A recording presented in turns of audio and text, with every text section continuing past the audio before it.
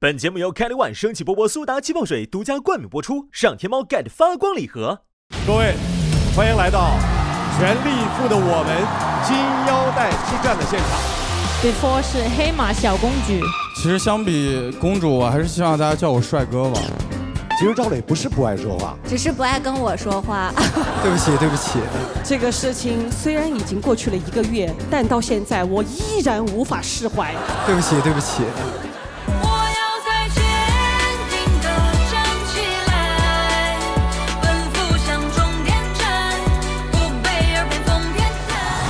我很开心，我的对手是你。我希望今天我们能作为艺人的身份，给所有的观众展示中国女子力量。今天我依然是全力以赴。王菊开始摇晃自己的前手，后手，哇，这是一记重拳，后手的重拳，再次的后手重拳，双方互重。下面宣布金腰带战的结果。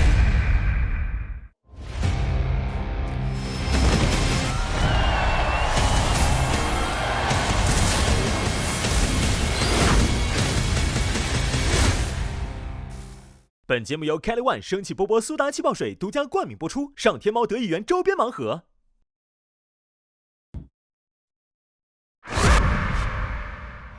欢迎大家来到全力以赴的我们，有请女子组王菊。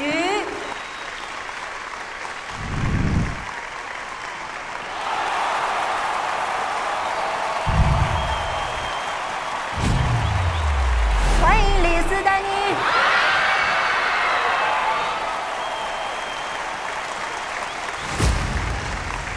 欢迎中量级的选手张伦硕，中量级焦顺尧，轻量级李路修，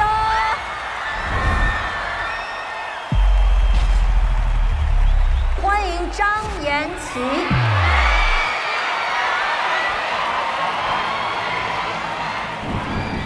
重量级王旭。重量级赵磊，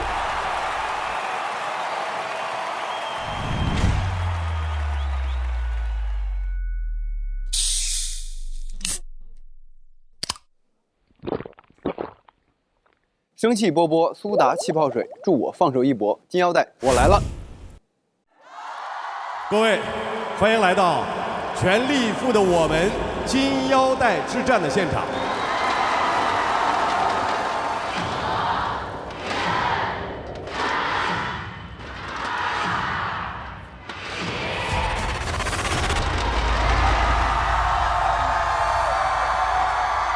我经历过辉煌，也经历过低谷，有过疯狂的青春，也学会了如何面对生活中的坎坷。拳击象征着智慧和勇气，这项运动让我们都有理由去全力以赴。面对一次次的不看好，我选择全力以赴，所以才能逆风翻盘，站在这里。我不是所谓的幸运儿，冷静分析，努力做好每一场的训练。我疯狂减重，竭尽全力练拳。我会全情投入打好这场比赛。我要放下包袱，打出自己的一场比赛。勇敢去赛，不怕困难。我准备好了，我准备好了，我准备好了，我准备好了，我准备好了，我准备好了，我准备好了，我准备好了。准备好了，那就开始战斗吧 ！Let's boxing！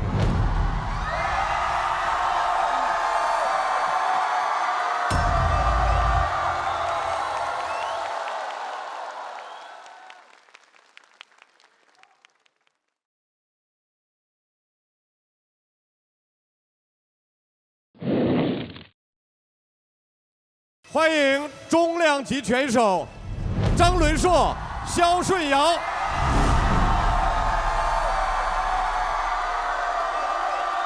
欢迎重量级选手黄旭、赵磊。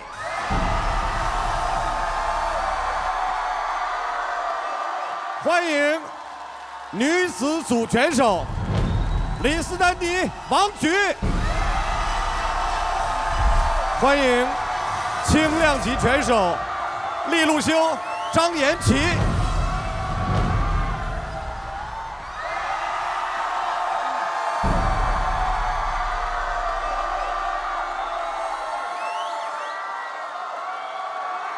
今天不仅是4个量级之间的较量，也是4支全队和4位经理人之间的较量。那么现在就让我们有请3位冠军教练徐灿、熊朝忠、张小平，欢迎3位。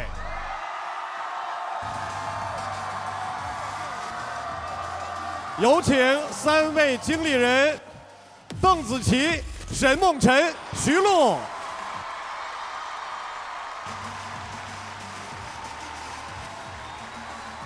有请全力以赴的我们发起人张伟丽。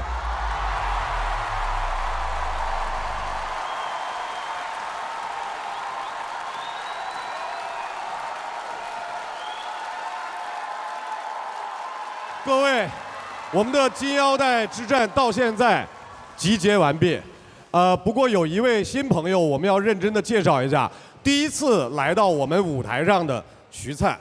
徐灿你好，给大家打一个招呼。徐灿 ，Hello， 大家好，我是 WBA 世界拳王徐灿，很高兴能来到全力以赴的我们，然后同大家一起录制，谢谢大家。徐灿的情况是这样的，因为他在国外打比赛，所以回来之后呢有一段隔离期。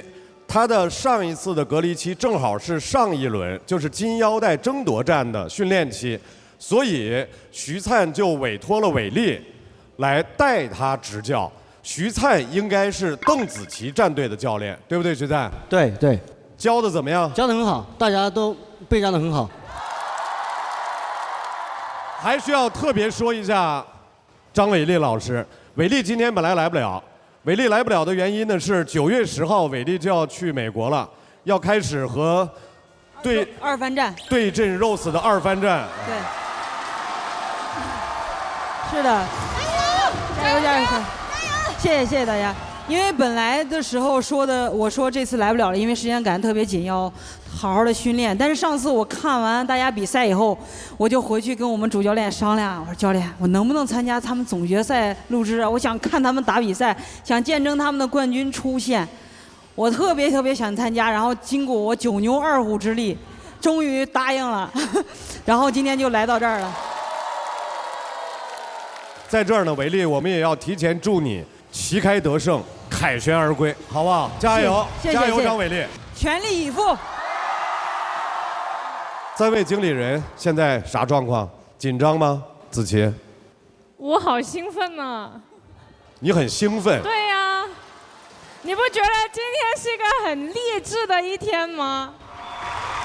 梦辰，哇，我期待这一天终于到来了。今天是一场强对决，是一场你不知道谁输谁赢的对决，而且比到现在，每个人身上其实或多或少都有伤，但是这些都是他们全力以赴的勋章，所以我非常期待今天这一场比拼。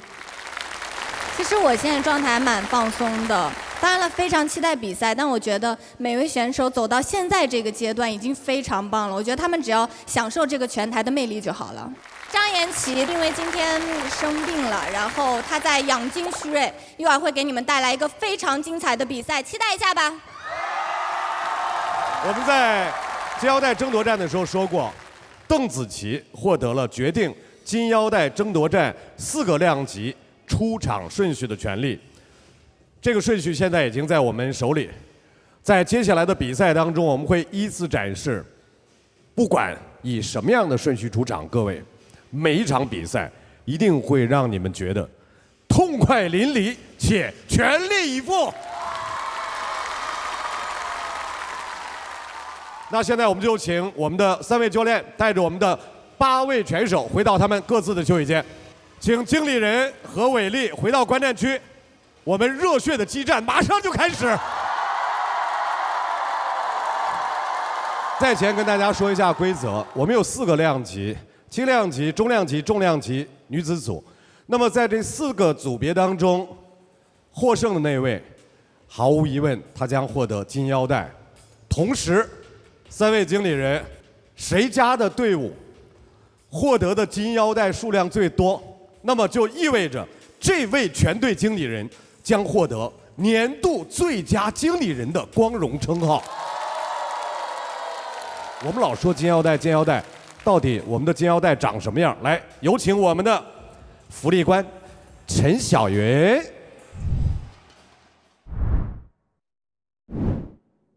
现在在我旁边的就是这次全力以赴的我们的金腰带了。我在旁边看着也确实很激动，但我觉得这4个金腰带，它不仅仅是给我们今天获胜的选手，也是给我们每一位在下边练习了的、付出了汗水的选手。今天呢，希望上台的选手呢能够加油啊！他们值得这样沉甸甸的荣誉。谢谢小云。热血的拳赛即将开始，本节目由无糖也甜的凯利万生气波波苏打气泡水独家冠名播出。马上进行的第一场金腰带争夺战是女子量级。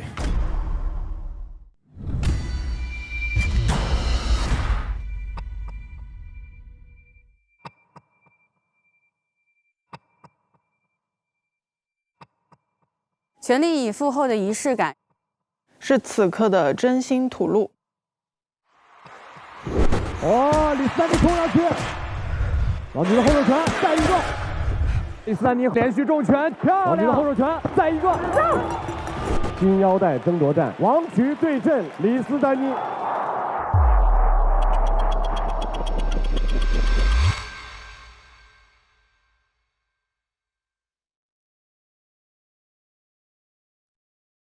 接到这个邀约之后，非常非常开心，然后非常激动，没有任何犹豫，就说去。当时我放出豪言，我说我就要拿金腰带。拳击对于我来说是一个状态的激励，它是有一种力量，会安抚我的内心。对于我而言，参加这个节目的动力是在于我对拳击这个事情有足够的爱好和憧憬，我也足够想要赢。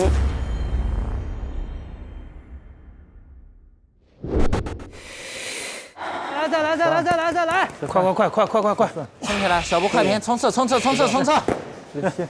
18、19。我是觉得有的时候要尽自己最大的努力去做一件事情。结果如果不尽如人意，我自己是不后悔的。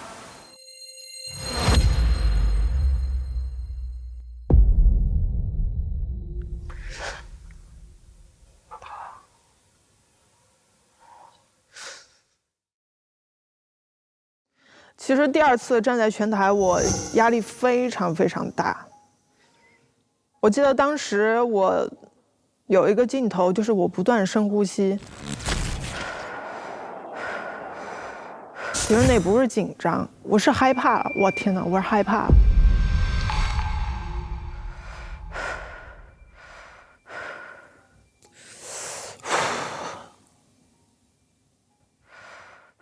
但是这个拳台非常非常非常不一样，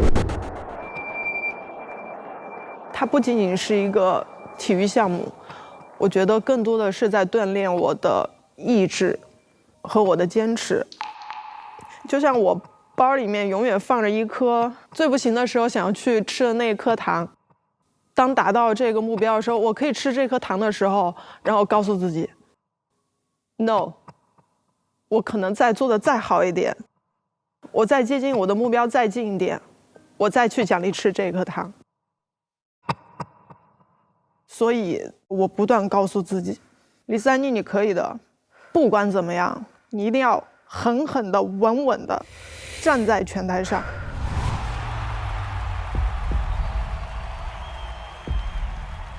其实我每一次我都尽全力，但我觉得这一次我的杂念更少，我就一定能赢。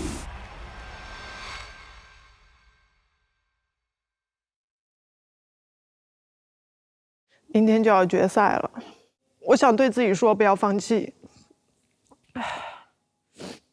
未来的光明是自己一路跑出来的，要勇往直前，加油！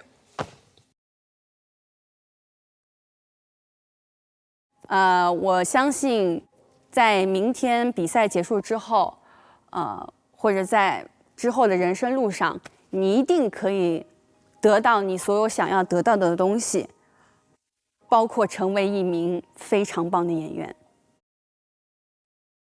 未知段落才是真正的生活，所以继续全力以赴吧。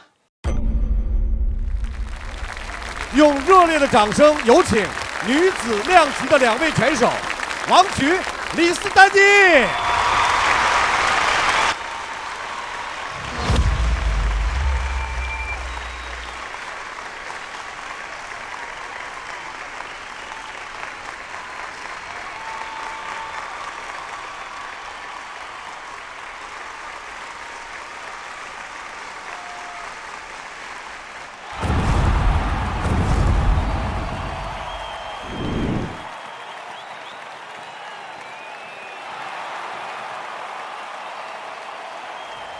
欢迎2位。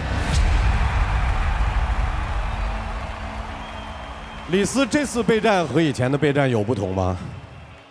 没有什么不同的，但好像是也有些不同。然后这一次就是把所有的那些想法都抛开，所有的点就放在这个拳台上，放在对手上，放在我自己身上。小平教练有没有加强实战？小平教练给我在中间安排了半职业的一个训练计划。来看一下，在金腰带争夺战之前，张小平教练给李斯丹妮整理出来的课表。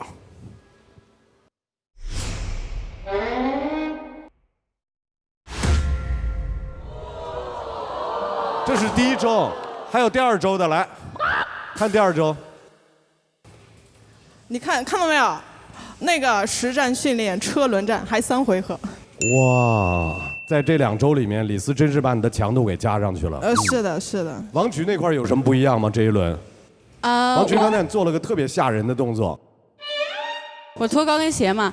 刚李斯正在说我要努力对得起我自己，为对手，然后你就看到王菊在那块。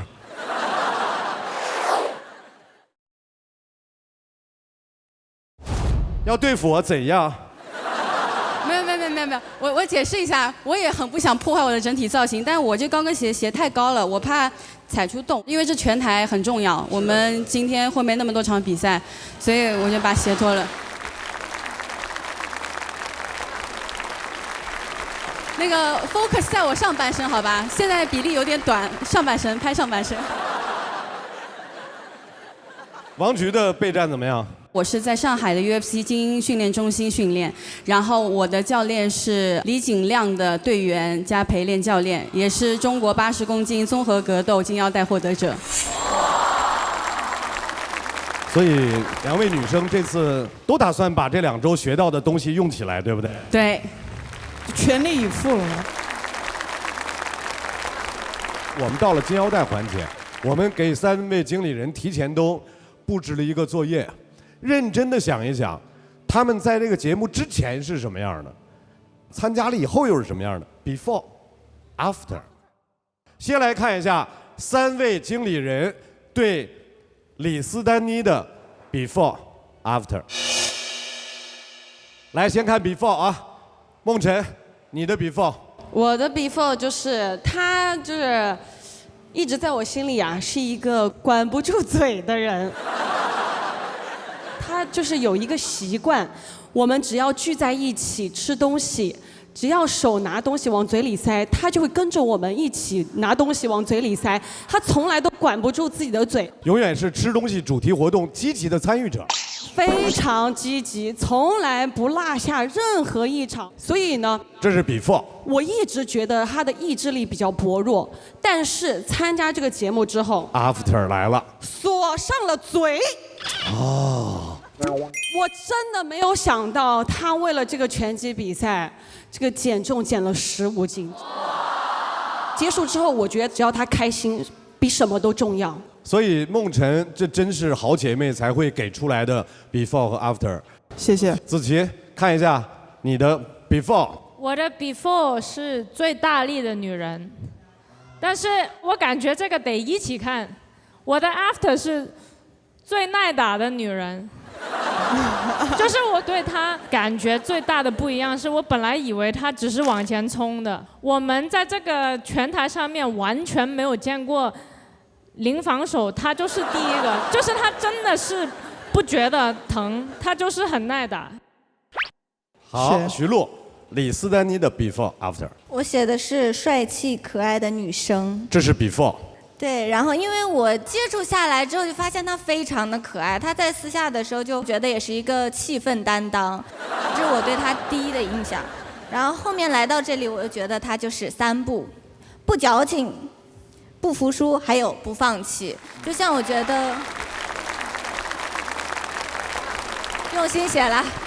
就是因为我觉得他像梦辰说的一样，他为了来这个节目参加这个比赛，然后瘦了很多斤，我就觉得很有毅力。而且之前上一场比赛，我知道他真的整个人瘦得非常，就让人心疼。然后我觉得他还去努力去站上拳台去战胜自己，我觉得佩服。来看一看王菊的 before after， 从徐璐开始。自信自律，这就是我对他的印象。我觉得他非常自律，然后也非常自信。每次站在台上，他都感觉他身上是散着光的。然后这边我就觉得是充满力量，我感觉每次见他都充满能量。然后在拳台上看他打拳也是很棒。是的，是的。来，子琪。我写王菊的 before 是黑马小公举，我觉得她作为一个初学者来说。他非常的冷静，而且他是很有章法的，就是在初学者里边，我觉得很意外能够看到这样的表现，所以我当时就觉得这个肯定是个黑马了。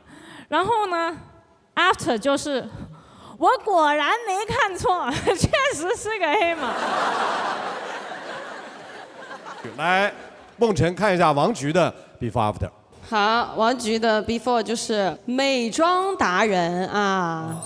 对，每次看到她都是自己给自己画的非常精致的妆容，然后她的那个 after 就是零包袱达人，因为她那场比赛让我印象特别深刻的是，她卸掉了所有的妆，轻装上阵，脱掉所有的包袱，所以我就觉得哇，她真的好厉害，因为她就是一直传递给我们都是，做自己。不要取悦别人，自己开心快乐是最重要的。是的，是的。其实对于我们所有的拳手来说，在这个舞台，一旦打起来一场拳赛，最好的就是把自己从未有过的那个状态都能够激发出来。2位女生，赛前跟对方宣言。总决赛环节了，我很开心，我的对手是你。我希望今天我们能作为艺人的身份，给所有的观众展示中国女子力量。非常荣幸，我的对手是你，王菊。今天我依然是全力以赴。2位加油！你们2位将开启金腰带之战。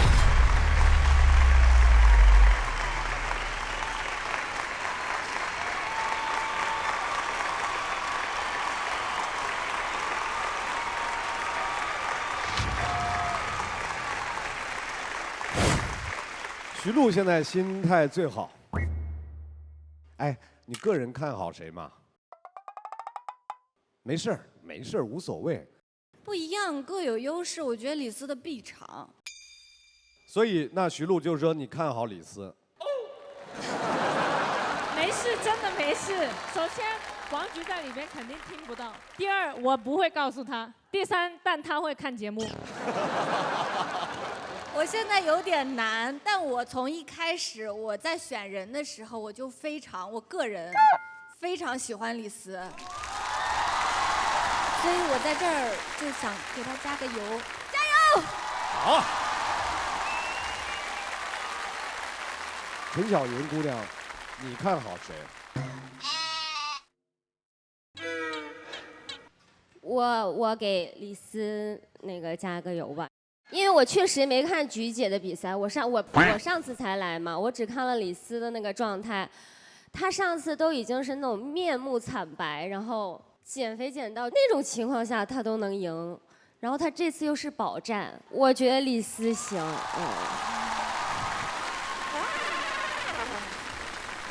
所有的分析，所有的判断，在比赛面前，有的时候都是不堪一击的。最能够证明自己的人只有一个，就是自己。接下来，证明自己的这场全力以赴的我们女子组金腰带争夺战，马上开始。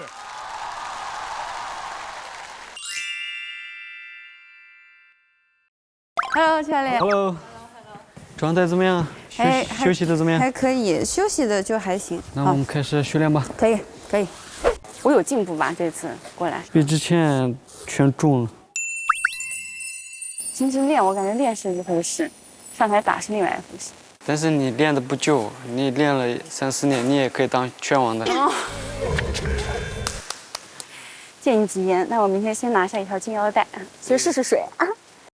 今天呢，我们的主要的训练内容是3回合的车轮战，为你找了2名非常不错的女拳手，来模仿你对手的这样的风格打法，给你制造一定的难度和压力。Oh my god， 害怕啊！是的，要有个强度，要做好心理准备啊，一会儿肯定会啊，不要！很大的一个量，我会进医院啊！不要！很好，很好，前手对。前手打出来，不要收拳，要打住对方，打住对方，很好，很好，很好，脚下，对对，反击，好，马上到了，好，2个，对，击败战，2个 ，go go， 慢，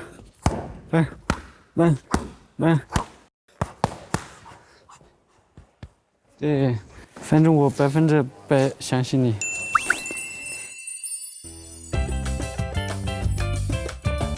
最近体水控制的不错呀。那当然啦，训练期间我一直在喝这个生气波波苏打气泡水，它零糖、零卡、零脂，减脂期也可以放心喝。加油！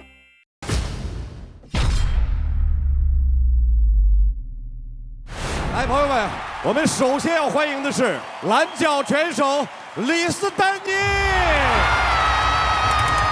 李斯丹妮。她从拳击小白一路乘风破浪，蜕变为真正的女战士。最后一战，她必定全力出击。欢迎李斯丹妮！让我们来欢迎红角拳手王菊。王菊，上海第一狠剪，拳法招式灵活，拳重且穿透力绝佳。王菊立下的冠军 flag， 倒或不倒，就在今天，就在我们的决赛之夜，欢迎王菊！在2位拳手进行赛前准备的时候，我们来给大家介绍一下本场比赛台裁李文颖，把你们的呐喊声、欢呼声送给2位优秀的女拳手。对战即将开始。让我们拭目以待。好了，各位观众朋友们，这是我们众所期待的最终金腰带的决赛。那么红角选手是王菊，那么蓝角选手是李斯丹妮。放拳套。退回自己的脚。好了，观众朋友们，那这里就是我们全力以赴的我们女子级别的金腰带之战，也是第1季最强女子拳手之战。我们看2位选手，李斯丹妮。全场180秒的比赛时间，有144次出拳，一如既往快拳。他的教练张小平老师是最擅长控制距离的教练，而反观王菊的教练是徐灿，徐灿是有坦克推进打法的中国拳王，王菊也是女子选手里唯一拥有重拳的女子选手。前手。王菊的后手摆拳，李斯躲开了，在后退中，李斯的2次反击精准命中，再次展示了李斯在游走战中的精确打击能力。拳手顶住，对。李斯丹妮的前手直拳，再一次前手刺拳，拿自己的臂展控制距离，2个人进行了交叉的对战，但这一拳都没有打中。加油！王菊的前手拳在慢慢的压制进去。前手自从孙锐之后，李斯的反击不再是无防守的拼拳，而是利用灵活的脚步在后退中的精确制挡。这种防反技术对于一般的选手来讲都很难掌握。李斯干得漂亮。他好灵活啊，他一直在动，他得动，因为他个子比较高，他要保持距离。面对王菊的前冲和他的重拳，李斯在后退反击中的游走点控，非常有效地控制了王菊的进攻。在比赛中的前手刺拳2个、3个、4个、5个，漂亮！背后中的进攻。在双方的拼拳中，我们可以看到李斯丹妮比王菊的对拼拳略多，这也得益于他优秀的臂展。好拳，好拳，好的，好的，嗨，完美啊，完美，完美，太很好，很好，很好，好帅，好帅，非常棒，非常棒，特别好，特别好，特别好。太棒了，太厉害了！落地非常好，非常好，非常好。在第一回合里，天马流星拳李斯丹妮在后退中的反击拳给自己带来非常好的判定。李斯丹妮在面对于文文的比赛里边就用过这样的技术，在教练的调教之后，后退进攻的反击拳再次给自己带来了优势。而王菊在第一回合的比赛里的抢攻脚步并没有那么坚毅，但是自己的重拳的力量我们已经可以看到了。就感觉菊姐是追着打的，她李斯姐是特别敏捷的，一直在躲。但他们进步了好多，打得有章法了。以前的时候就是乱打，不管3七2一，上去就是开打。李斯的臂展优势发挥出来了。他们的身高臂展有一些差距，王菊肯定是往里压的。李斯的进步很大，他的步伐很灵活，然后他的那个拳有点位了，感觉。可以吸点氧给他恢复快点。对，我们不需要。我体力没有任何问题。我们就把距离拉近一点，远距离直拳先开路，有距离就勾打。我们主动一点，就1分钟。你的腿没事吧？大腿不酸吧？吃口氧，很棒，前手的支着他很棒，而且他根本进不了你的身。对，他前手支着他就 OK 了。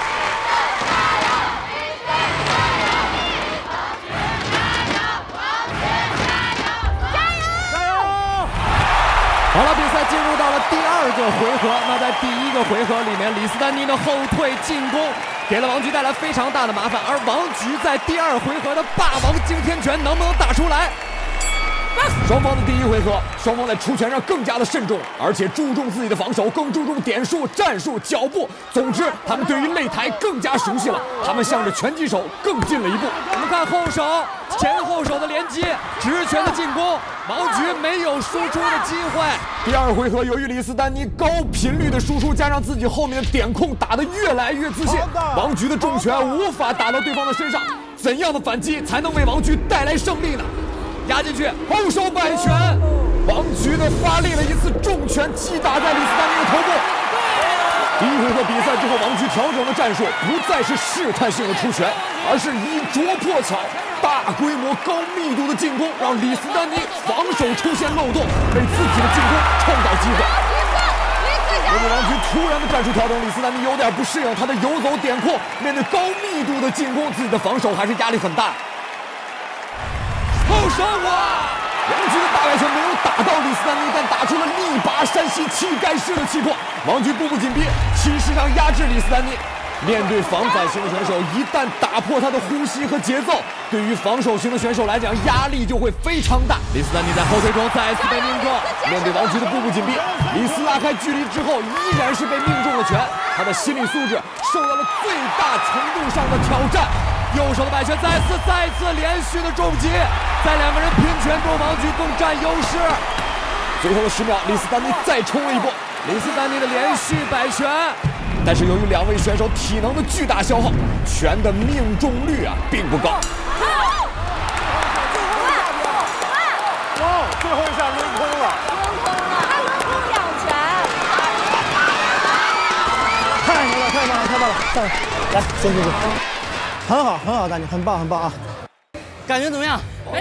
特别好，特别好。太棒了，太厉害了！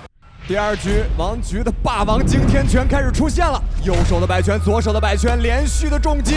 王菊的重击给李斯丹妮带来了非常多在判断上的影响。李斯丹妮在最后退居的时候反击，李斯丹妮依然是保持着自己接近1秒钟出1拳的频率。第二回合王菊，第一回合是李斯，有的打哈，有的打。说实话，我觉得女拳手没有跟男拳手就没有什么区别，大家也都是各种就是应战的一些策略呀，然后根据对手的一个方式，然后及时进行调整。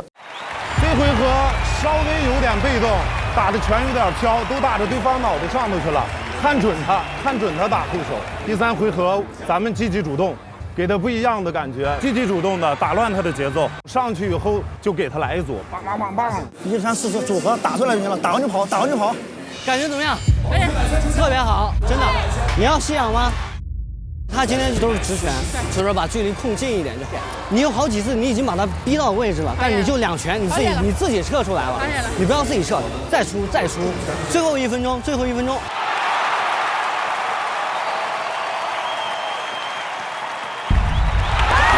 3回合对于2位选手来讲，谁能拿到距离，谁就能取得这场比赛的胜利。李斯丹妮的距离更远，一旦进了近身，对李斯丹妮来讲是不利的。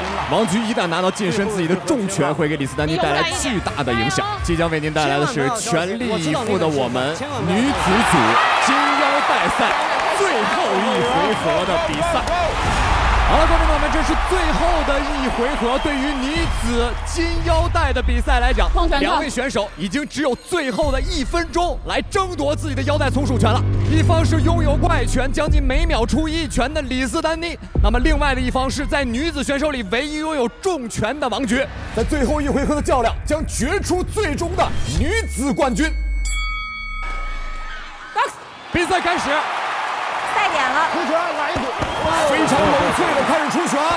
王菊的后手重拳击中了李斯丹妮，李斯丹妮用前手的刺拳进行反击，连续，前手刺拳，李斯丹妮的高密度频率又上来了，机关枪式的打击再次出现。好的，有了，再来，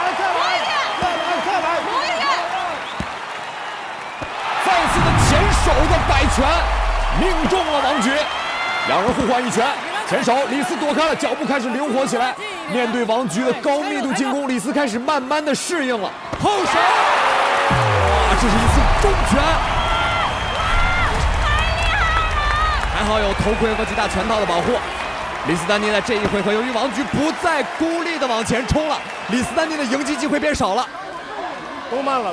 李斯丹妮的前刺拳，往后一个摇闪，脚步灵活起来，漂亮左手的摆拳。王菊的头部出现了明显位移，这明显是一次重击。王菊在自己的前冲的势头里，时不时往后退一下。被命中1拳以后，李斯丹妮后手的直拳迎击，面对对手的重拳毫不退却，前手拳的护攻，两人的高密度进攻。比赛到了最后，双方拳手毫无放弃的征兆。王菊的重拳抡起来，而李斯也在用高密度的拳进行还击。双方在10秒钟的时间至少输出了10拳以上。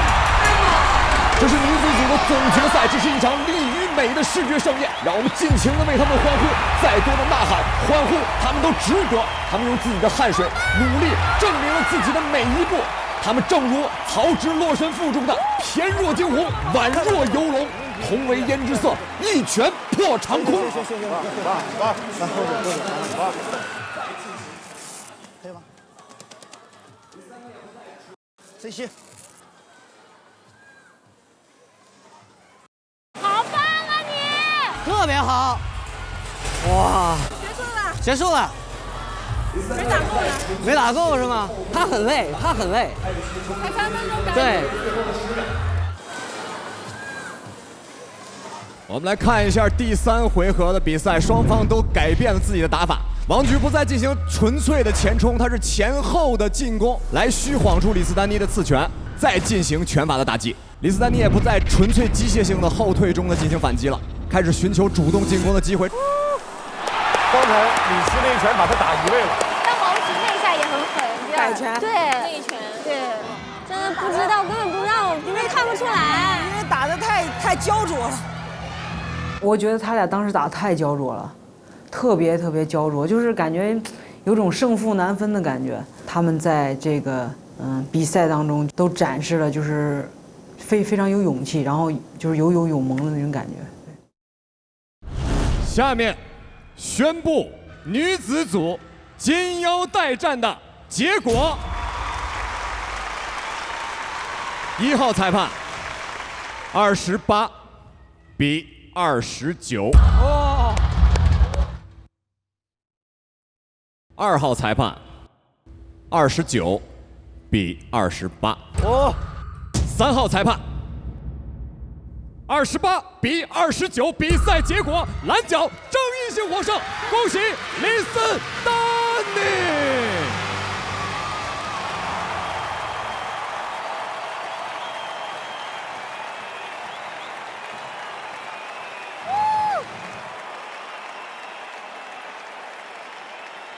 谢谢徐灿教练，谢谢小平教练，谢谢所有的教练团队。我们恭喜李斯丹妮成为2021年全力以赴的我们女子组金腰带的获得者。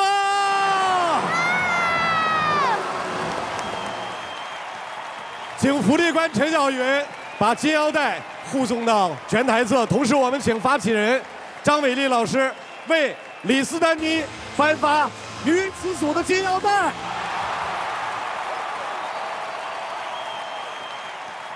我终于拿到它！啊！我也是冠军！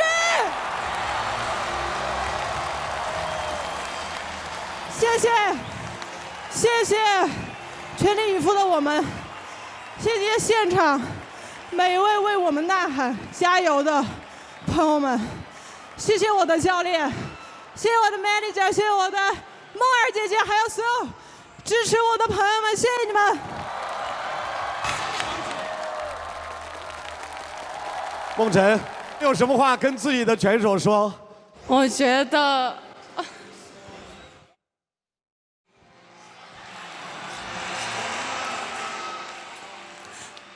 这个夏天，我看到了，然后我陪着你，然后去分享这个荣耀的时刻，看到你绽放的那一刻，我特别开心。谢谢孟晨，谢谢谢谢。子琪，我觉得虽然我这个夏天才真的很近距离的接触你，但是我觉得你是一个充满力量的一个女生，就是无论是她整个人本来一出来的那一份自信，还是她站在这个擂台上面她所散发出来的那个坚韧，我觉得她都是一个充满着力量的一个女生，所以我觉得你太棒了。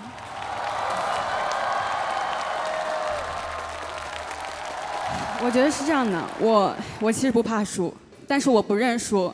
还有我今天我感觉非常遗憾的一点是什么？自从我练拳击以来，很多帮助过我的教练、带过我的教练都给我很多肯定和鼓励，甚至他们一开始都说我是一个有天赋的人，在练拳击这方面，我一开始很怀疑，我觉得他们就是只是在说好话哄我，但是练到后来我就觉得说，我开始爱上这项运动了。在此刻，我觉得很难受的一点是，我对所有带过我的教练，包括巴哈特，包括乌兰教练、徐灿教练，时间虽然不久，可是我觉得他们给了我非常大的帮助和肯定。还有张伟丽老师，你给了我很大的鼓励和信心。我觉得我今天就差那么一点点就可以给你们争气了，真的很抱歉。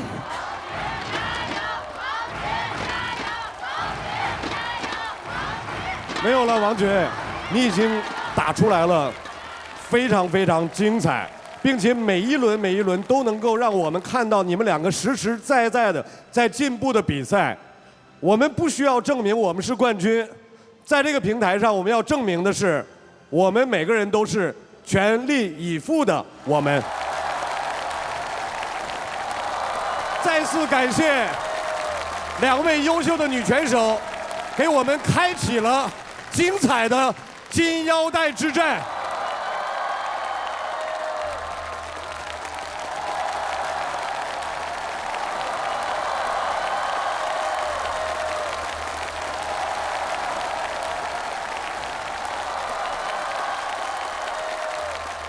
我为了金腰带，哈哈，这是我今年的目标。这对于我来说非常有诱惑力。影响倒是有想过，但是你的想跟你实际真正的体会是不一样的。李斯在2天的时间内水米未进，减重4斤。毕竟我是放了狠话的，我是冲着金腰带来的。李斯丹妮选择了更多腹部的打击，这是一个更开阔的进攻方式。李斯丹妮后退中的连续重拳击中了孙瑞，漂亮！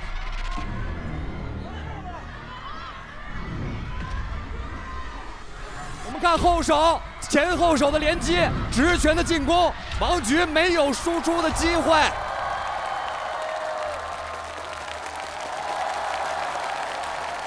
我觉得我自己尽力了，尽我自己的能力做到最好了。累不累？不累，这才哪儿到哪儿啊？这点就累了，那就不要来比赛了。我一直觉得，判断一件事情要不要自责，很重要的一个点是，你回溯过去，你会觉得，如果再给我这段时间，我会不会做得更好？我有几次，我要是多练一下，我今天是不是？我不喜欢给自己留这种遗憾。我觉得整个过程我非常问心无愧。我觉得有一天我还是可以证明自己。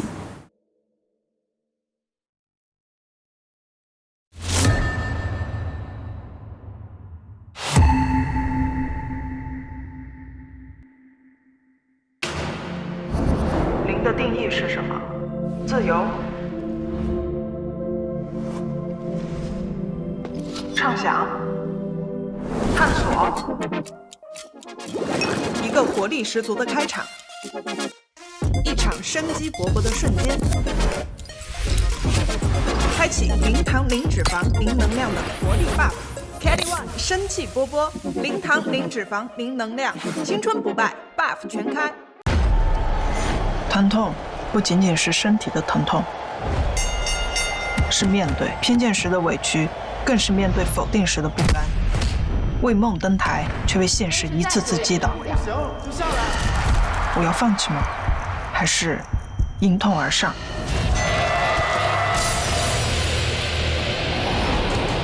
当你为梦反击，就会发现，原来你比想象中更强大。其实我们这个节目刚开始在邀请拳手的时候不是特别顺利，因为对于没有过拳击经验的人来说，觉得这是一项非常专业的比赛。但是有一些拳手在来了之后，他们的个人改变真的非常非常的大。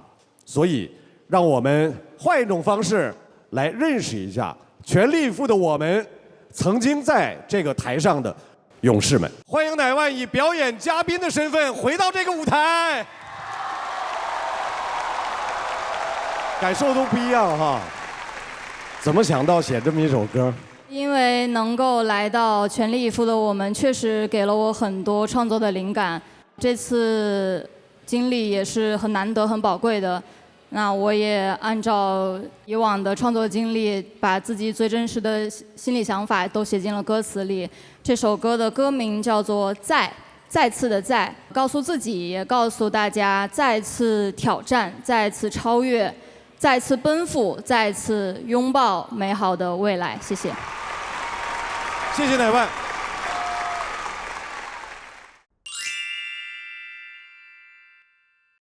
热血的比赛仍然继续，马上我们要迎来的是金腰带之战的重量级。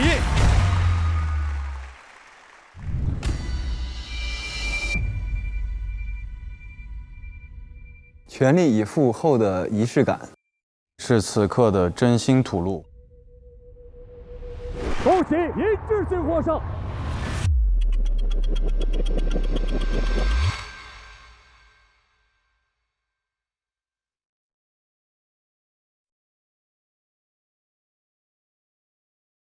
我已经出道14年了，做的模特。我的工作很奇幻，有时候特别忙，就忙的你的生活你就觉得是一个不太真实，也挺孤独的，就会造成自己会非常迷茫。曾经小时候我的第一个梦想就是做一个篮球运动员，我为之努力了很多年。有一阶段我放弃了运动，我觉得我的生命中少了什么。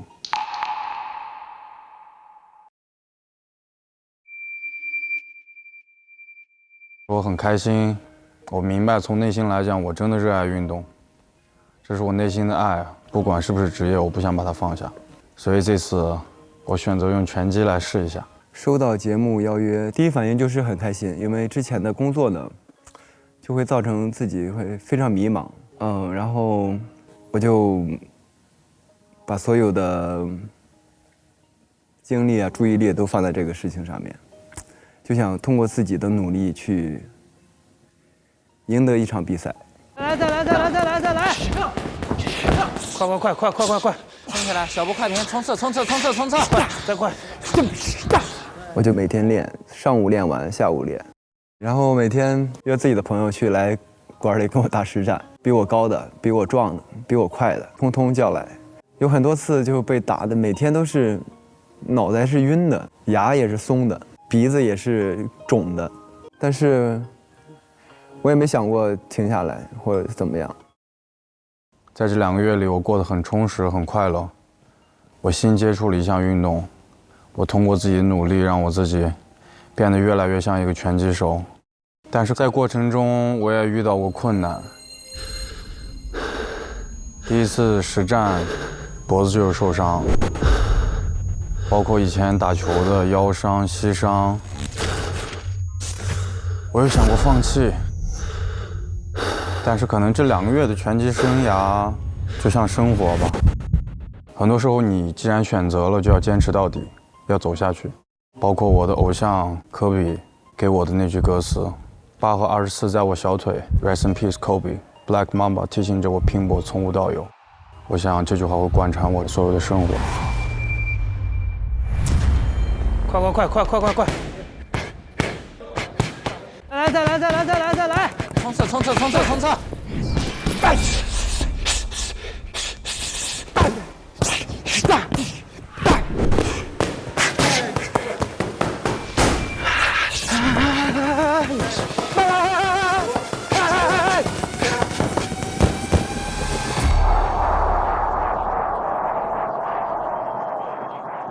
明天就要决赛了，我希望我自己会放轻松啊，把自己这么长时间学的东西打出来，不要想太多。不管输和赢，我都没有遗憾吧，因为这2个月我真的努力了。我也想看到一个厚积薄发的我，一个查克拉爆表、小宇宙爆发的我吧。未知段落才是真正的生活，所以继续全力以赴吧。让我们掌声有请黄旭、赵雷。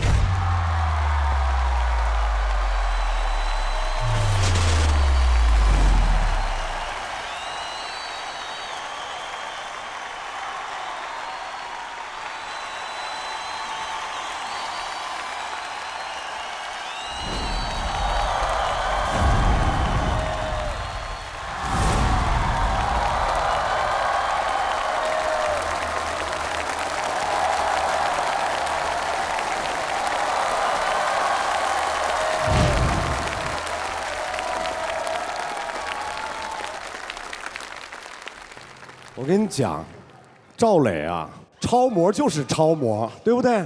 你看走上来这几步，知道你俩一块儿打比赛这件事本身就有点离奇，因为黄旭是说唱歌手嘛，所以就嘴皮子功夫很好。赵磊呢，常年不说话，但是为了这场比赛，真的2个人都在积极备战。黄旭先说。备战干了些啥？我备战首先第一件事情是减肥，就从开始备战一直到现在2个半月的时间，减了差不多纯的10斤脂肪吧。训练频率很高，基本上在没有工作的时候，只要在北京，我一直就在训练。这2个多月，感觉自己快变成一个运动员了那样的频率。来看一下2位重量级拳手最近的训练课表。赵磊，你怎么比黄旭少那么多个啊？我那个之前一直在工作。你的意思是黄旭没有工作？挑事儿。赵阳老师，不过这个真的因为疫情的原因，然后音乐节也推迟，我自己的巡演也推迟，我就待着，还不如去拳馆训练。黄旭是在北京上课的所有拳手当中，基本上他是课量第1名，因为黄旭知道他要面对的对手叫磊哥。对，是的，磊哥的臂展要比黄旭哥哥要长，比我长，我要多跑30公分才能碰到他。没有又长了，现在你得跑40公分。好，哎，这是子琪经理队内之战啊。那子琪，你更看好谁呀？这种问题怎么可以在这个时候问我呢？他们得有一个非常非常好的心理指数，所以我不能再说话了。这个环节请忽略掉我，我现在不存在。又到了我们3位经理人的 before after 时间啊。我们先看旁观者，来，先看黄旭。黄旭的 before 是重情重义，因为之前他的那首歌《天堂来信》，我就觉得他是一个特别讲义气的好男人。参加了这个节目之后 ，after 我对不起的人。因为在他们打拳之前，我就跟他说：“我说我非常看好你，希望你来我的队。”他也毫不犹豫地答应我。最后打完结束之后，我并没有选他。徐璐，严肃凶狠的 rapper， 就是我对他们的印象就觉得他们很严肃，然后我去他们的训练室的时候也不太敢跟他们讲话。但那天我们俩聊的挺多的，其实。对，但是这不就来了吗 ？After 是温和谦虚，打拳很有态度。好，来看看子琪。Before 是天堂来信。啊。我这个又是得连着看，因为我的 After 是天堂来物。就是你记不记得上一次我是祈祷齐来的？我记得。对，所以它真的就是天堂来的礼物。来，我们看看赵磊。来，徐璐。温文尔雅，就是我觉得赵磊老师也不爱说话，很谦虚的一个人吧。后面就是比较，他的拳非常厉害，就是看到他的实力之后，就是拳逼人。孟晨。我的 before 是颜值能打。因为之前看到的赵磊老师都是在那个大杂志上面看到非常冷酷的脸，多贵的衣服穿在身上都不开心的脸。After 让我心碎的人。他拒绝了你，是吧？对，这个事情虽然已经过去了1个月，但到现在我依然无法释怀。多少次午夜梦回，我问我自己到底做错了什么？我为你做了那么多，你却没有选择我。对不起，对不起。我多么希望能够得到你，我花了那么多的时间，那么多的物料，那么多的金钱，你却没有选择了我。算了，这个事情也过了。不管怎么样，我希望就是最后那个荣耀时刻可以贴在我为你做的那个非常用心、花了很多时间的那个小相框里，把那个14填满。谢谢，特别感谢。我这个也是得连着看的。我的 before 的赵磊是个好看的拳手 ，after 的赵磊是个看好的选手。看过他训练以后，觉得哇，实在是太看好。我觉得最重要的是这样，把自己的状态调到最好，打出一场让人觉得心悦诚服的比赛，我觉得是最重要的，对不对？没错，是的。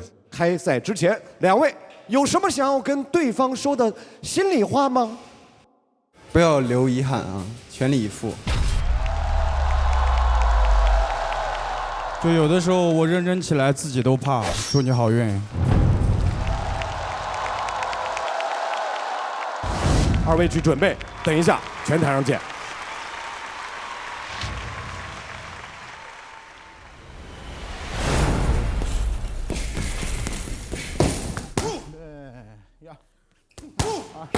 对了，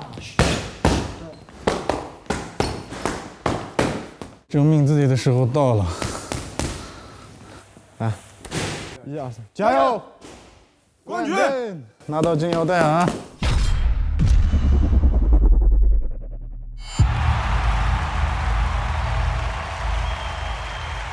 全力以赴的我们重量级金腰带争夺战即将开启。首先，欢迎蓝角拳手黄旭。黄旭常年的篮球训练给予了他充足的体能储备和身体灵活性，充满力量的左右轮摆拳，随时随地的准备好给对手强攻。现在的他已经做好了充足的准备，再次书写自己的夏日传奇。黄旭，欢迎红角拳手赵磊。赵磊骨子里流淌着善舞的血液，这次他轻装上阵，但势在必得。好帅呀！因为他的眼神在告诉所有人，金腰带从一开始就只属于红角拳手赵磊。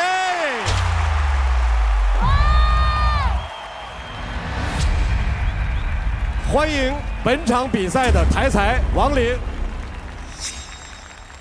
现场的观众朋友，把你们的热情表达出来，让我们的2位拳手能够听到。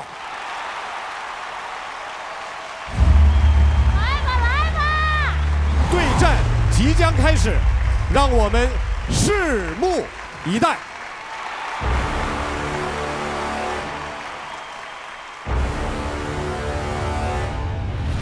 好了，各位现场的观众朋友们，这里是全力以赴的我们重量级腰带战的决战。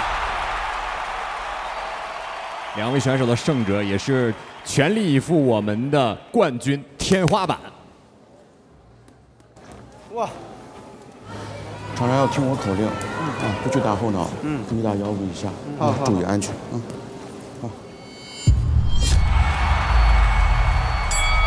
好了，这里是全力以赴的我们重量级比赛的腰带战。那么白色比赛服的是赵磊，黑色比赛服黄旭。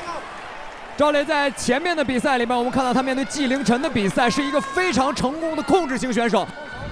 哇，炮锤！黄旭的抡摆拳像炮弹一样抡出来，这个力量非常的大，但是赵磊躲开了。看起来黄旭的抡摆拳给赵磊带来了判断上的压力，开始小心的试探控制距离，不停的前手骚扰，这也是一个成熟的拳击手所应该做出的决定。赵磊选择了碰拳来缓和一下剑拔弩张的气氛。在拳击台上2个人的对峙，当2个人的打拳打满之后，都会出现一个互相读取对手的时间。后手摆拳，黄旭的重炮再一次打开了，赵磊再次精准的躲开。赵磊开始反击，后手前手虚晃2次，后手的重拳，再次的后手重拳，双方互重，2个人画一拳，黄旭的重拳更重。刚才我们可以看到，黄旭和赵磊同时用右摆拳击打到对手，但是赵磊稍稍有一些摇晃。黄旭的简单进攻再一次命中赵磊。黄旭的抡摆拳让自己的力量破解了目前赵磊手中的技术。那么目前的主动权在黄旭手中，赵磊也在找寻着机会，找寻自己技巧所发挥的节点。前手刺拳没有打到，再次的后手抡摆，赵磊在后移中的双手抱架再次挡住了对手的进攻，2人终于进入到了对峙期，基本技术已经都在对方的身上使用开来，新的组合技术要再次启动了。赵磊冲出来了，冲进去了，在摇闪过后的重拳， 2次的前手拳换来了黄旭的3次重拳。正面对决力量型选手，虽然勇气可嘉，但对于赵磊来讲，这样会极大的影响他本人的战术和打击思路。赵磊开始进入攻击范围。哦，黄旭开始左右的轮摆，赵磊示意裁判自己的头盔出现了松动。谁护头有问题？护头歪了，护头歪了。在刚才的一轮进攻中，黄旭的后手拳把赵磊的头盔打到松动。根据我们的比赛，裁判要叫停比赛，让2位选手重新调整护具。看我，不要上头。好，6。好。好了，比赛继续。赵磊先示意碰拳，双方还有10秒钟。黄旭一如既往的是一个后手。再一次的后手，世界冰河赵磊冲上去了。刚刚那下什么意思啊？他如果他自己抡倒了，然后就是没站稳，这个算这个没事儿，没事儿是吗？因为他分吗？不扣，因为他没打到。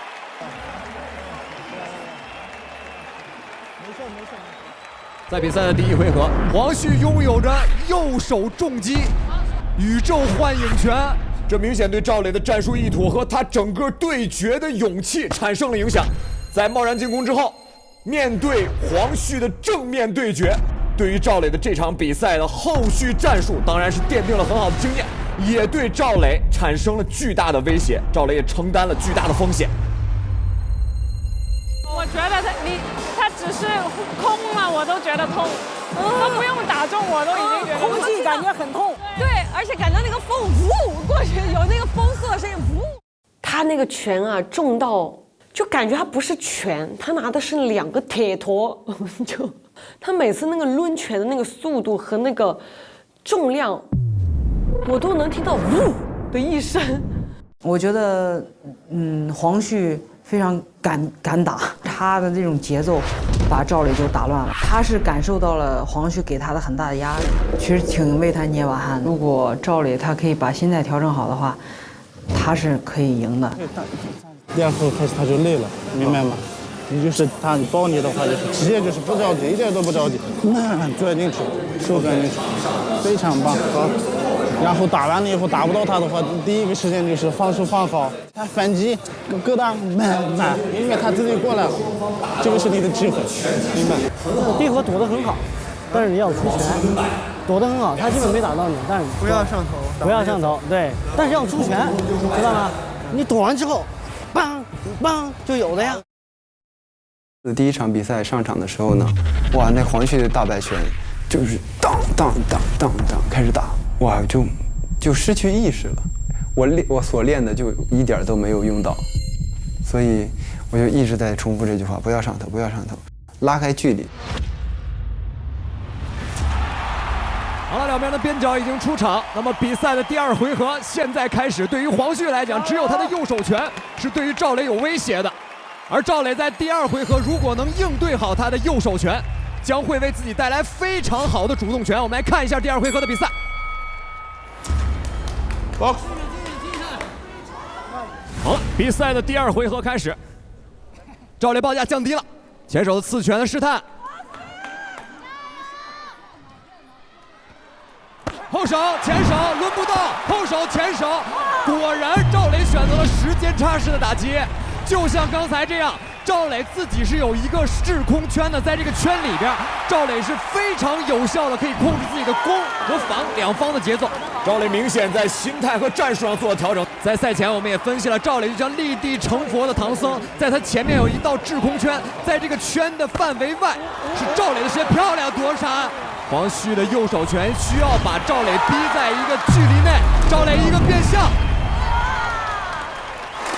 可以这样躲的吗？可以，这样是没问题，但不能转圈是吗？对，这样摇出来，不能背对对手。赵磊开始用脚步来控制他和黄旭的距离，这才是技巧型的选手所应该做的。跟对方的正面对决，虽然很勇敢，但并不值得提倡。黄旭的后手摆拳再次以拙破巧，一力相施会。想要打破掉赵磊的控制圈，赵磊一定要注意自己在台上的3D 位置。如果到了绳圈和绳脚上，一定要及时调整自己的位置。走，压紧了。赵磊示意自己的护头又出现了松动，在刚才出现头盔松动之前，赵磊运用的战术是非常得体的。赵磊的绝学画地为牢，在比赛中注意自己在场上的3D 空间，注意自己的身后和旁边的位置。跟这种就是特别猛的人打的时候，就不能太技术化。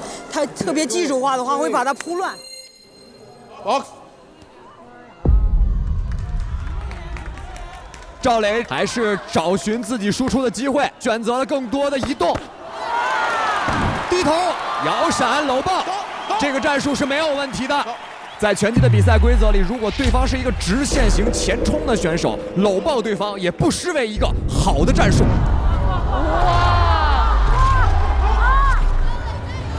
这个拳太重了。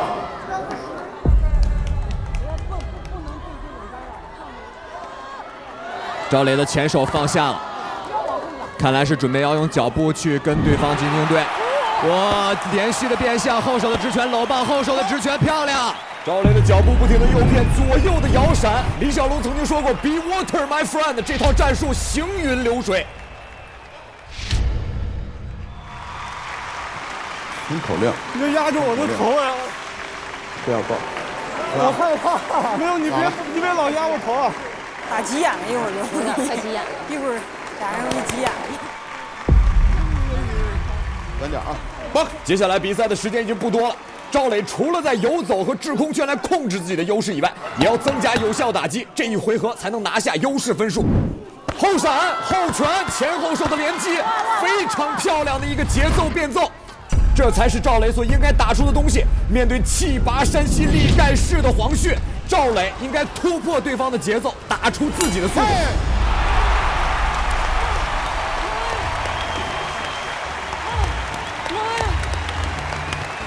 打得真好，真的好，有叶尔兰的感觉了。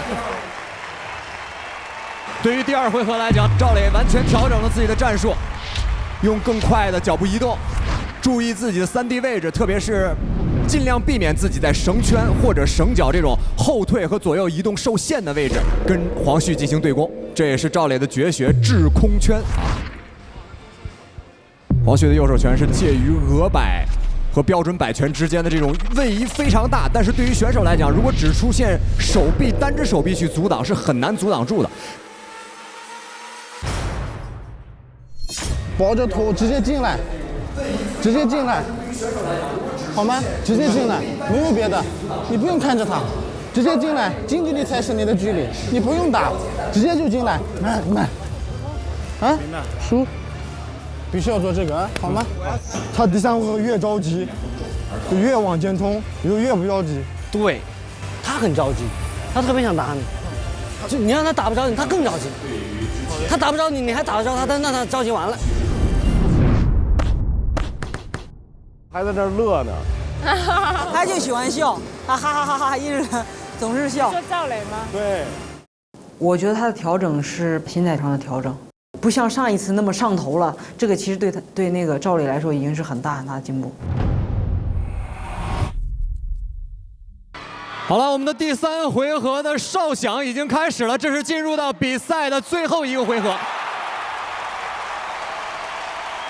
这场比赛，一位是擅长画地为牢的赵磊，很擅长控制自己的情绪和自己的拳风，在比赛中特别难上头的一位选手。另外一位是依靠自己的激情和自己的宇宙幻影拳来进攻对手的黄旭。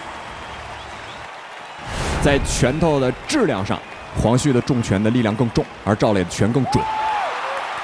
这是最后的一个回合，全力以赴的我们重量级腰带赛的结果即将在这2分钟之后给大家带来。能怎么样我不知道，其实我做好了最坏的准备，但输也要把自己的能量打出来。你练多少，你台上你就能看出来是多少，拳台上不存在换线。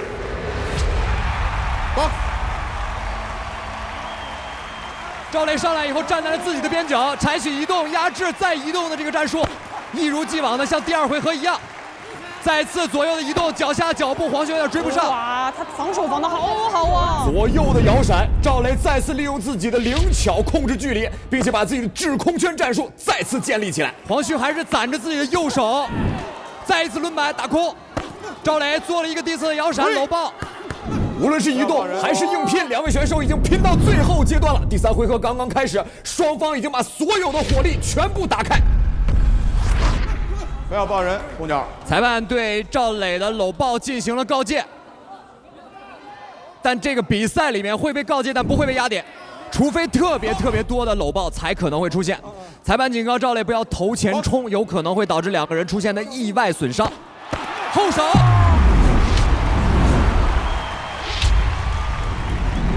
赵磊刚才扶了一下头盔，再次轮摆用摇闪躲开。赵磊目前需要做更多的有效打击，而不是躲开对方的拳。在比赛中过多的搂抱和躲闪而没有辅助进攻的话，很可能被视为消极，而被判为劣势方。再次的左右躲闪，赵磊左右侧的摇闪出了2拳，但这2拳并不重。比赛的时间的第1分钟已经马上过去了。赵磊需要做更多的有效进攻，不然会影响到裁判的印象分啊。在没有 KO 的比赛中，印象分也会决定2位选手的胜负。赵磊被打到了后脑，这个比赛这个拳是不会被计入有效进攻的。赵磊开始左右侧的短拳进攻，连续的3拳。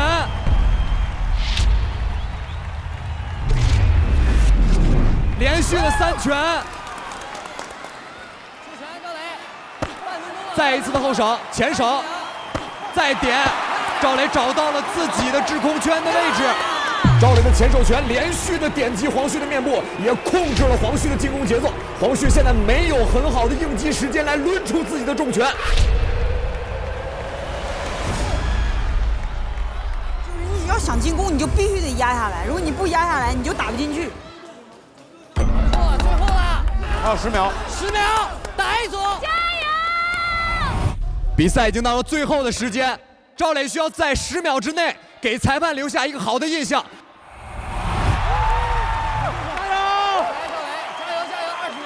黄旭在最后的时间里再次率先用出自己的右手拳命中，赵磊要赶紧想办法进攻，并且扩大自己的优势才好。再打一拳，赵磊左右侧摇闪搂抱。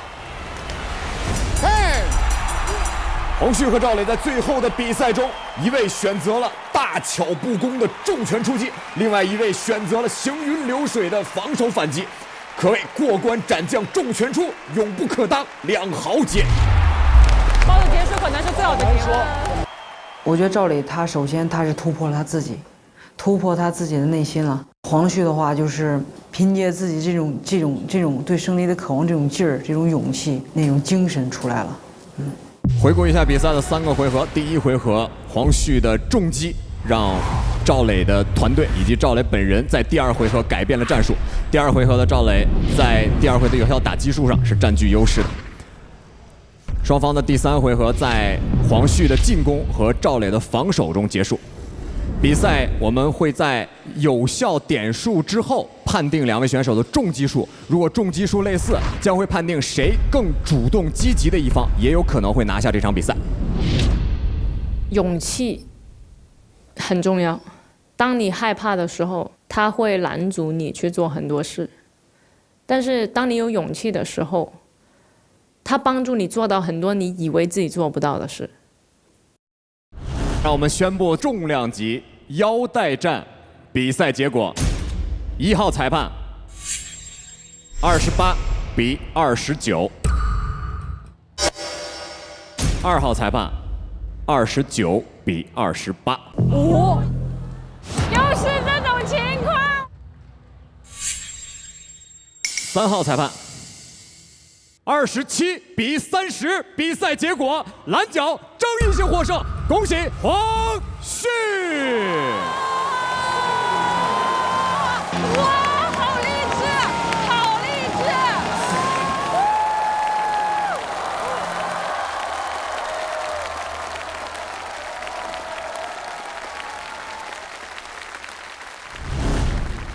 我们现在要恭喜黄旭成为2021年全力以赴的我们重量级的金腰带拳手。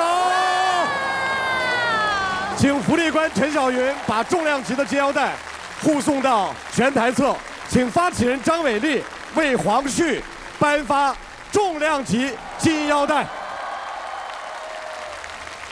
第一次拿冠军，没想到是打拳击。掌声送给黄旭！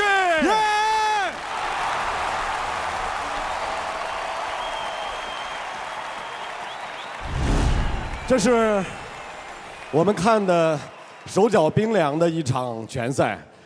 磊哥，抡死我吧！是，我说你下那么大劲儿干什么？你是要抡死我吗？这是。我还回了一句，我说好，我悠着点儿。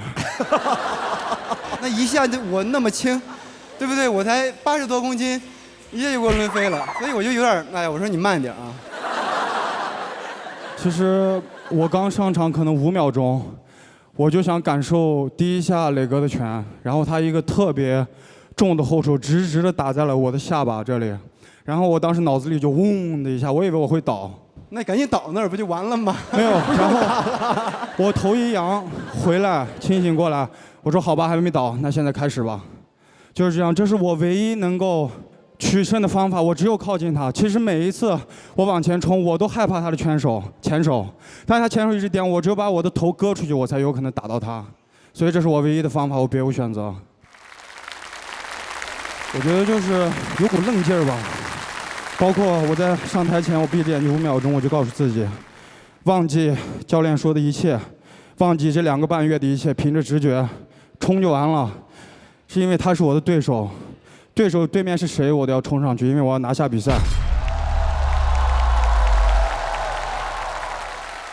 我全程样子都是变形的，而我觉得也很励志的一件事情就是，黄旭是个初学者，但是他没有退缩的那股勇气，我觉得也是很励志。然后像磊哥，其实他这里受伤了，你会看到，其实他今天这个手一直都垂下来，在这种状态底下，他也是发挥出来这么精彩的一个表演。我觉得这一场比赛就真的太励志了。我今天看到黄旭真的表现非常好，他有那种对胜利的渴望的劲儿，然后他很自信，他相信自己。赵磊克服了他身上的伤痛来参加比赛，非常非常棒，加油！再次感谢2位给我们送上这场精彩的拳赛。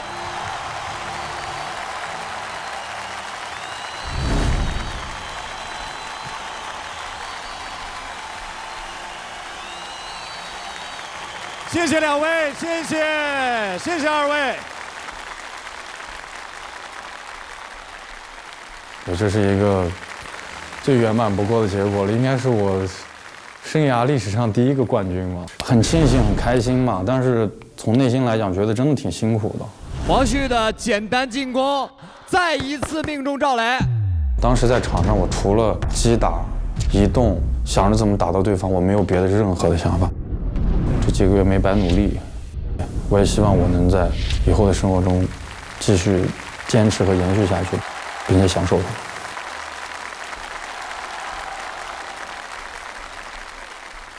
很充实这个夏天，其实我还挺享受这个过程的。拳击呢，就是很主动，完全由你个人来去掌控你这个结局和结果。红奖一致性获胜，恭喜赵磊！我觉得这就是拳击最大的魅力所在，挺好的。也打了2场比赛了，也圆了自己的这比赛梦，对，没有遗憾，对我已经全力以赴了。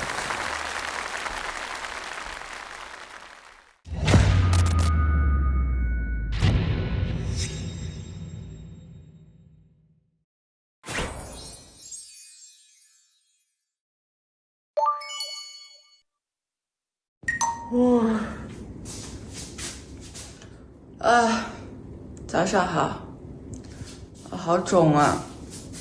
我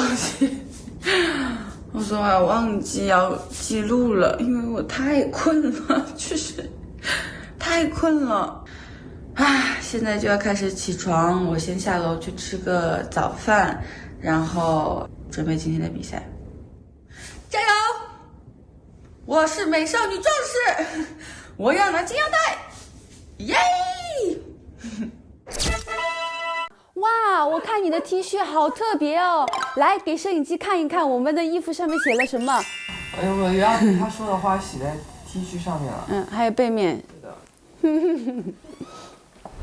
大家好，我是李斯丹妮。我现在在去全力以赴我们的最后一场总决赛的路上，也不知道是紧张呢，还是激动，还是兴奋，什么样的情绪都有。反正全力以赴吧，竭尽全力，好好打这场比赛。至于结果，我也不知道，随缘。加油！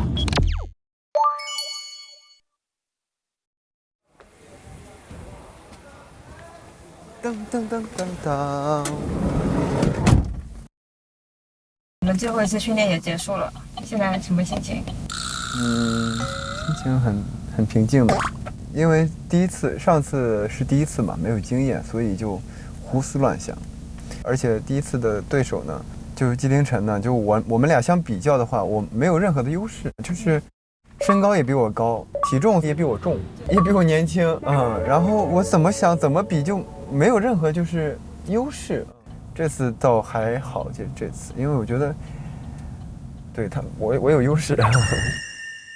决赛他跟我聊，因为我们近战没有优势，他怕你吃到拳之后就是容易急。不会，我跟哈斯打一直是近战。对方是重拳的。在重拳你有哈斯的拳重吗？没有。有哈斯准吗？没有。对啊，你打我又不是我打不着你。下班喽。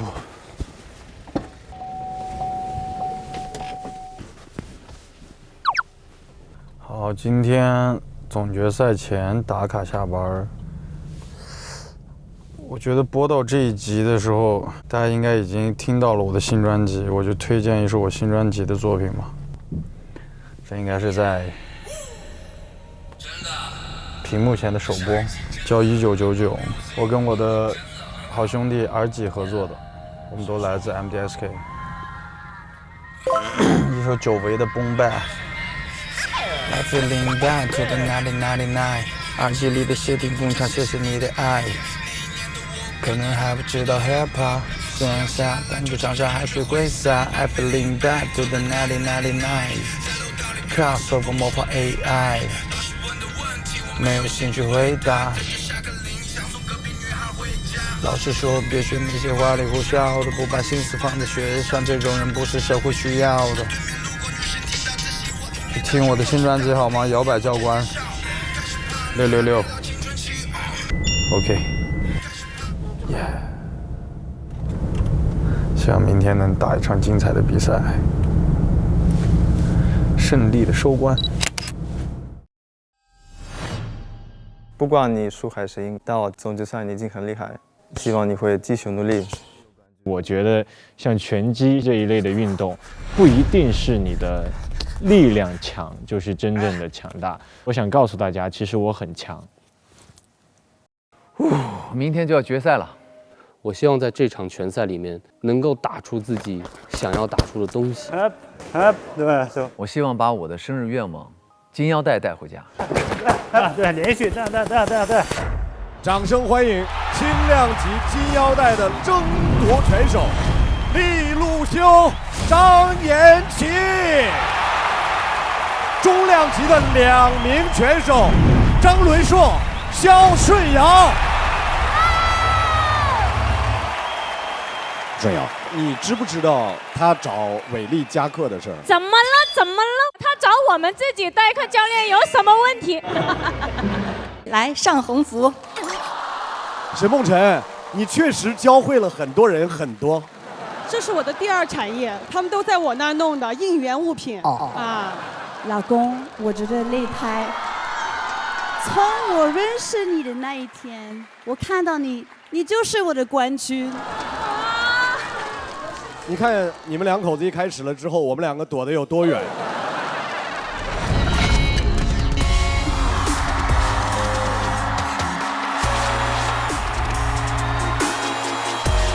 这个我今天特意准备了一个小礼物送给利路修。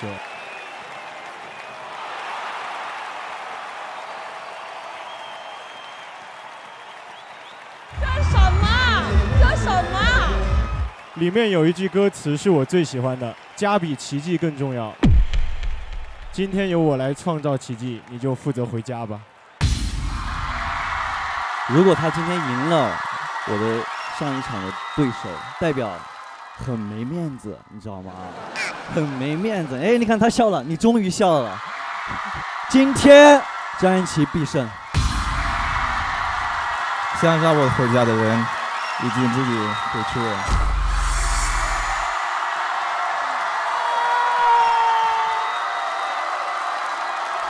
利鲁修上来以后连续的冲击，先抢了先手，漂亮！利鲁修连续的左右直拳，张延齐腰闪以后的后手直拳，漂亮！前后手的连击。小水瑶的前手一直在给对方有机会，而且后手是选择了交叉的防守来防止赵敦硕的前手刺拳。小水瑶已经被击中了3次，这也是可视防守最大的问题。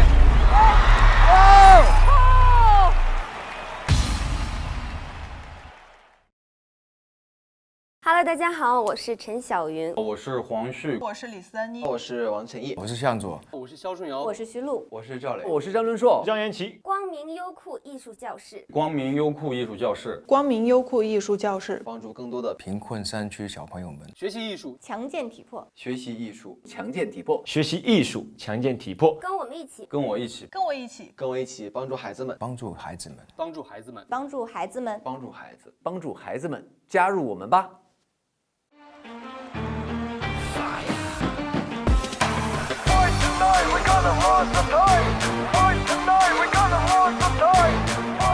登录独家社交媒体平台微博，搜索“全力以赴的我们”，参与话题互动 ，get 更多精彩内容。更多节目精彩资讯尽在新浪娱乐、新浪综艺，百度搜索“全力以赴的我们”，观看更多精彩内容。打开微信搜一搜，搜索“全力以赴的我们”，看更多精彩内容。上路大师看手机评测如何全力以赴。放心卖手机就找爱回收。上手机天猫搜索“全力以赴的我们”，赢取生气波波专属红包。独家社交媒体平台微博。首席合作媒体新浪娱乐微博综艺新浪综艺，指定回答社区知乎，特别鸣谢微博运动、微博格斗、微博武术、微博体育、微博政务。全力以赴，你所谓度，见义而行，迈出的每一步，拳拳到肉，只前进绝不退后，除了自己，没人是我的对手。全力以赴，你所谓目，那决一胜负，怎么会服输？握紧拳头，完成这场大秀，失败是坚守，向前坚持到最后。